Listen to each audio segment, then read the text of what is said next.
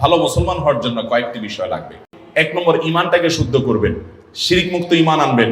Number 2, নামাজটাকে সুন্দর করবেন, ওয়াক্ত হওয়ার পরে দেরি করবেন না এবং ধীরে ধীরে পড়বেন। নাম্বার 3, হালাল উপার্জন করবেন, হারামের ধারে কাছে যাবেন না, চ্যালেঞ্জ নেবেন। নাম্বার 4, আচরণ ভালো করবেন, সবার অধিকার আদায় করবেন, কারোর অধিকার নষ্ট করবেন না। 5 নম্বর হলো আপনার অন্য আল্লাহর যে মৌলিক ফরজ বিধানগুলো আছে সেগুলো মানা, মোটা মোটা যে হারাম জিনিসগুলো আছে সেগুলো থেকে বাঁচার চেষ্টা করব।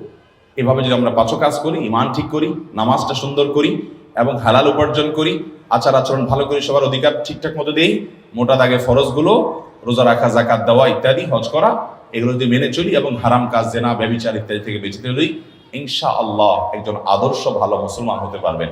একজন আদর্শ ভালো মুসলমান মানে কিন্তু আমলের পাহাড় গড়া না, দুনিয়ার আমল কতগুলো করে নিলেন আপনি ভালো মুসলমান হয়ে গেলেন, জি না। ভালো মুসলমান হতে হলে এই পয়েন্টগুলো আপনাকে মাথায় রাখতে হবে। আল্লাহ তাআলা আমাদের তৌফিক দান করুন।